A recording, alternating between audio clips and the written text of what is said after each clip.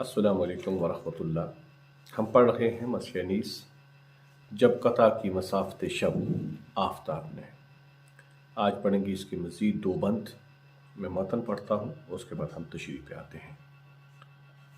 متن ہے آج کے بند کا: وہ نور اور وہ دش سہانا سا وہ فضا، وہ نور اور وہ دش سہانا سا وہ فضا، دراج و کب و تہیو و طاؤس کی صدا، وہ جوش گل وہ نالائے مرغان خوش نوا، سردی جگر کو بخشتی تھی صبح کی ہوا، پھولوں سے سر سبز شجر سرخ پوش تھے، تھالے بھی نخل کے سبدے گل فروش تھے۔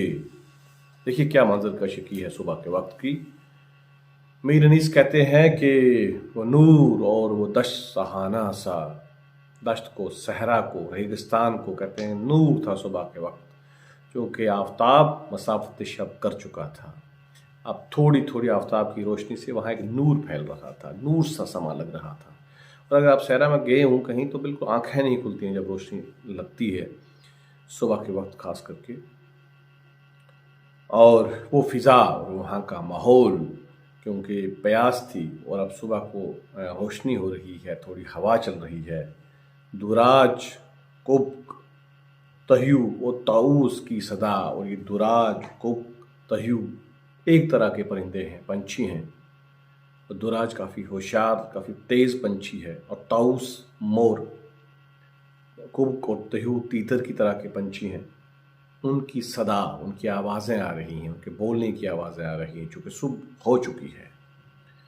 وہ جوش گل، وہ پھول میں جوش ہے، جذبہ ہے، سرخی ہے، اس میں تازگی ہے، پوری جوانی پہ ہیں پھول۔ وہ نالائے مرغان خوش نوا، اور وہ خوش نوا آواز دینے والے، خوبصورت آواز دینے والے مرغان وہ بول رہے ہیں، چہچا رہے ہیں۔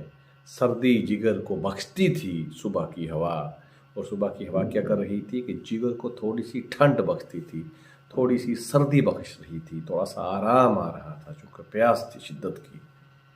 اور پھولوں سے سبز شجر سرخ پوش تھے۔ شجر یعنی درخت تو سبز تھے، یعنی ہرے تھے، لیکن پھولوں کی وجہ سے وہ ایسے لگ رہے تھے جیسے کہ سرخ پوش ہوں، سرخ لباس پہنے ہوئے ہوں، پوری طریقے سے لال ہوں۔ تھالے بھی نخل کے سبدے گل فروش تھے، اور جو موٹے موٹے درخت تھے، بڑے بڑے درخت تھے جو، وہ بھی ایسے لگ رہے تھے جیسے پھولوں کی ٹوکریاں بیچ رہے تھے، ان پہ بھی پھول کھلے ہوئے تھے۔ اب دیکھیے کیا اس میں پیکر تراشی ہے اور منظر کشی ہے کہ کس طریقے سے ہمارے سامنے اس صحرا کا منظر آ رہا ہے، اور جو انیس بتا رہے ہیں اور ہم تصور جو کر رہے ہیں کہ وہاں پھول کھلے ہوں گے، وہاں درختوں پہ پھول کھلے ہوں گے، وہاں وہ پرندے بول رہے ہیں، وہاں صبح ہونے والی ہے، اور وہاں امام حسین علیہ السلام اور ان کے رفقا کو وہ ایک سکون اور ٹھنڈی ہوا دے رہی ہے، لیکن وہ اتنے بہادر ہیں کہ جنگ کا سامنا ہے تو اس کا کوئی ان پہ خوف نہیں ہے، جو آپ پیچھے والے بند میں پڑھ کے آئے ہیں۔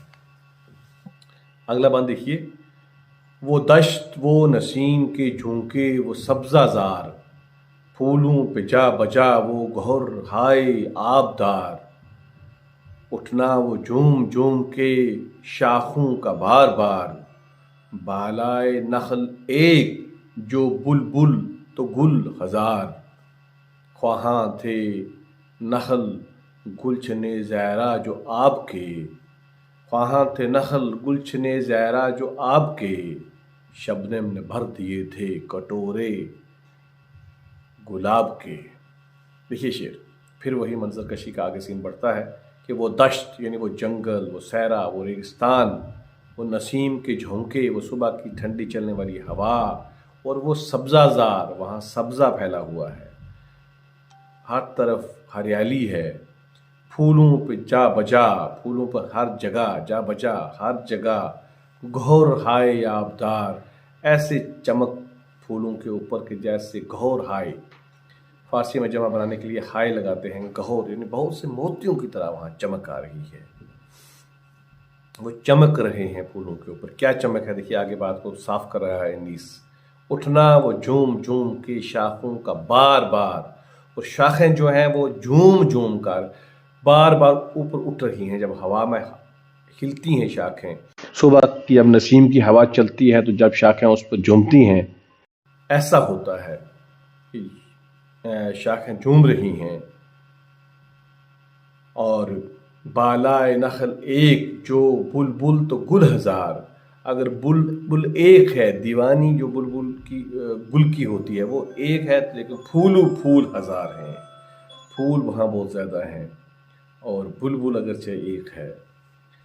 ख्वाहां थे नखल गुलशने जहरा जो आपके, वहाँ जो चाहते थे, ख्वाहां थे नखल दरख्त किसके, वो जानते थे कि गुलशने ज़हरा को ज़रूरत है पानी की। वहाँ के जो नखल थे, दरख्त थे, पेड़ थे, और नखल खजूर के दरख्त के लिए ज़्यादा मुश्तमिल है, हालांकि किसी के दरख्त के लिए भी बोला जाता है कि वहाँ वो चाहते थे कि ये ज़हरा का जो गुलशन है, इनको पानी की ज़रूरत है। तो उस पर क्या हुआ कि शबनम यानी ओस ने भर दिए थे कटोरे गुलाब के जो फूल थे उनके ऊपर इतनी ओस भरी हुई थी, ऐसे लग रहा था जैसे कि वो कटोरे उसके भर गए हैं। तो ये वही मंजर कशी हो रही है। हम अब आगे बढ़ रहे हैं, मसीह के दूसरे जो अज्जाए तरकीबी हैं उनकी तरफ आहिस्ता आहिस्ता हम बढ़ेंगे। तो अभी देखिए कि क्या समा हमारे जहन में आ रहा है, कैसा सीन हमारे सामने आ रहा है कि ऐसे हुआ। और जो सैरा की मंजर नगारी है, तो उसने तालील से भी काम ले रहे हैं कि वो तो फितरी वहाँ होना था, ओस पड़ रही है, लेकिन अनीस ने क्या खूबसूरत सबब निकाला है कि वो इसलिए कि ज़हरा का गुलशन जो है उसको आपकी ज़रूरत थी, और गुलाब के ऊपर इतनी ओस पड़ी कि वो कटोरे भरे जा चुके थे उसके। मुझे दुआओं में याद रखिएगा, आपके मशवरे मेरे लिए हौसला बख्श होते हैं। खुदा हाफिज़।